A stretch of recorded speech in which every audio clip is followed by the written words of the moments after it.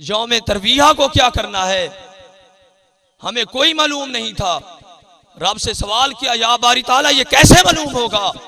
तो रब ने फरमाया, आए मेरे महबूब के गुलामों परेशान मत हो, ये तुझे सुन्नत रसूल और हदीस रसूल बताएगी कि सब सही कैसे करनी है, यौम अरफा को क्या करना है और यौम तरविया को क्या करना है, एहराम कैसे बांधना है। सामीन ज़ेहतशाम, अल्लाह ताला ने कुरान और सुन्नत रसूल हदीस रसूल को बाम मरबूत करते हुए यकजा करते हुए फरमा दिया, मैं युतिर रसूला फक़द अता अल्लाह, कि जिसने मेरे महबूब की इताअत की उसने मुझ परवरदिगार की इताअत की। फिर इरशाद फरमाया, मा आताकुमुर रसूल फखुज़ूहु, जो कुछ मेरा महबूब तुम्हें अता करे उसको दामन फैला कर ले लो। वमा नहाकुम अन्हु फंतहू, जिन चीजों से तुझे मना कर दे उनसे रुक जाया करो। आज हम सब अहबाब अपने अपने गिरेबान में झांकें, क्या हमने ये अल्लाह ताला के फरमान पर अमल किया हुआ है? हमें उसके महबूब ने जो हुक्म दिए हैं उन पर हम पूरे उतर रहे हैं? क्या जिन चीजों से मना किया गया है हम उन चीजों से रुके हैं या नहीं? सामीन ज़ेहतशाम, हमारा जो माहौल है, हम अपने गिरेबान में जाके हमारी जिंदगियां इस आयत के खिलाफ हैं, हम इसके अपोजिट काम कर रहे हैं। अल्लाह ताला ने जिन चीजों का हमें हुक्म दिया है हम उन चीजों को बर नहीं लाते, उसको अदा नहीं करते, और जिन चीजों से मना किया गया है, इंसान की फितरत भी यही है, जिन चीजों से रोका जाए उनको वो लाजमी तौर पर करता है, और जिन चीजों का हुक्म दिया जाए उनसे वो रूगर्दानी करता है। सामीन ज़ेहतशाम, तो अल्लाह ताला ने अपनी और अपने महबूब की इताअत का हमें हुक्म दिया। इताअत की 3 किस्में हैं, अताअत बिल खौफ, अताअत बिल गर्ज और अताअत बिल मोहब्बत।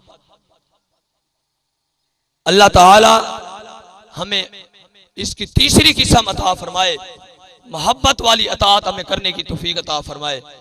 सामीन ज़ेहतशाम, अल्लाह ताला अपने महबूब के सदके बराने रहमत का भी नुज़ूल फरमाए। अल्लाह ताला अपने महबूब के सदके ये हम सब का ये मिल बैठना ये भी अपनी बारगाह में कबूल और मंजूर फरमाए। मैं आपको बता रहा था अताअत की 3 किस्में हैं। अताअत बिल खौफ, ये वो अताअत होती है जब तक किसी का खौफ इंसान के ज़हन पर तारी रहता है, इंसान उस शख्स की अताअत करता रहता है। जब वो खौफ खत्म हो जाता है तो इंसान की इताअत भी खत्म हो जाती है। मिसाल के तौर पर आप तमाम आप जानते हैं, जिस वक्त कोई स्टूडेंट अपने क्लासरूम में बैठा होता है, उसका टीचर उसके सामने बैठा होता है, तो वो तालिब इल्म अपने उस्ताद की इताअत करता रहता है। अगर 5 मिनट के लिए वो उस्ताद अपने क्लासरूम से बाहर चला जाता है, वो क्लास के स्टूडेंट जो उस्ताद के हुक्म को मान रहे थे, बड़े अदब व एहतराम से बैठे थे, तो वो थोड़ी देर के बाद झगड़ना शुरू कर देते हैं, शोर करना शुरू कर देते हैं। सामीन ज़ेहतशाम, इस इताअत का नुकसान ये है, इसमें ना ही दवाम होता है और ना ही खलूस होता है। इस्लाम अपने मानने वालों से खलूस और मोहब्बत और हमेशगी का तकाजा करता है। दूसरी किस्म इताअत की इताअत बिल गर्ज है, ये किसी मफाद की वजह से की जाती है। जब किसी को किसी से कोई मतलब होता है, किसी से कोई काम पड़ जाता है, तो वो शख्स उस शख्स की इताअत करते रहते हैं। जब वो मफाद हाथ में आ जाता है तो उसकी इताअत भी खत्म हो जाती है।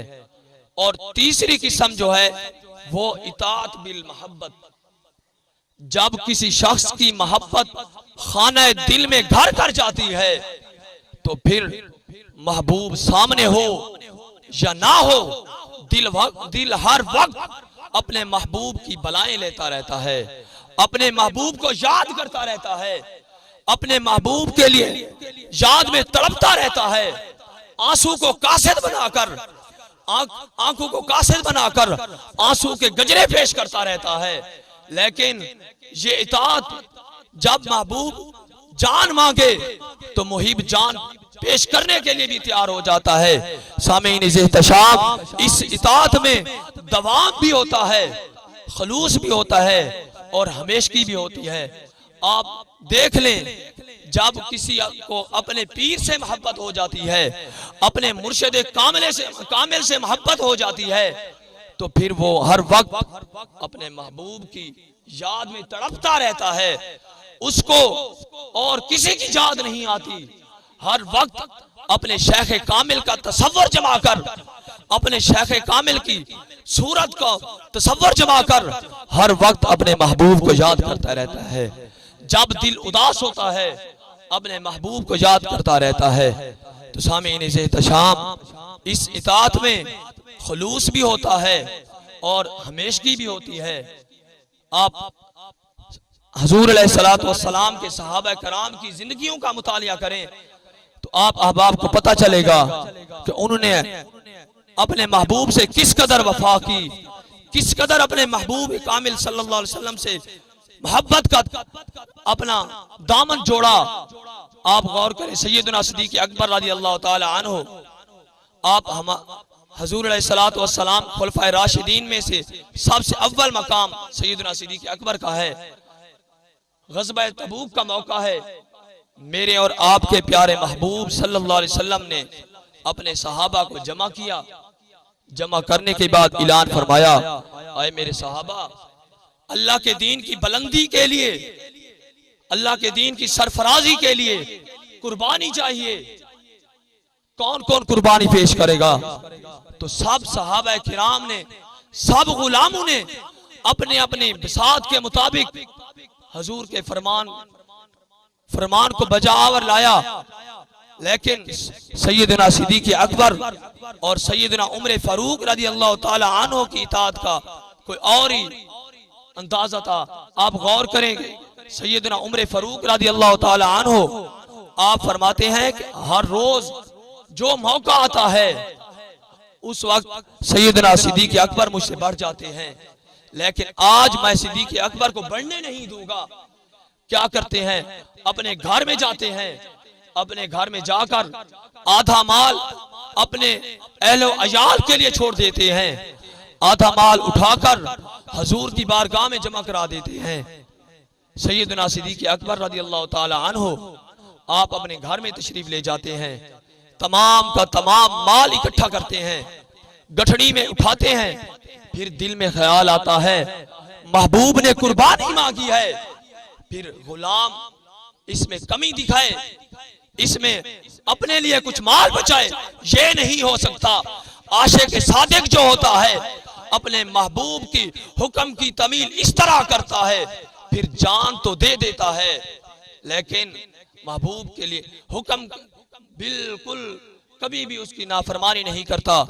फिर वो यही कहते हुए सुनाई देता है कि करूं तेरे नाम पे जान फिदा, करूं तेरे नाम पे जान फिदा। एक जान क्या 100 जान फिदा, एक जान से नहीं जी भरा, करूं क्या करोड़ों जहां नहीं। सामीन इज़्तिशाम, सैयदना सिद्दीक़ अकबर रज़ियल्लाहु ताला अन्हु, आप अपने घर की दीवारों पर हाथ मारते हैं, हाथ रगड़ रगड़ कर चेक कर रहे हैं कि महबूब ने कुर्बानी मांगी है। ये ना हो कि कहीं कोई सुई दर रह जाए और महबूब की बारगाह में मैं आधा सामान लेकर पहुंच जाऊं। हत्ता कि अपने जो लिबास जेबे तन किया हुआ था, अपना लिबास उतारते हैं, टाट का लिबास पहनते हैं, टाट का लिबास पहनकर सारा सामान गठड़ी में बांधकर उठाकर अपने महबूब के कदमों पर निछावर कर देते हैं।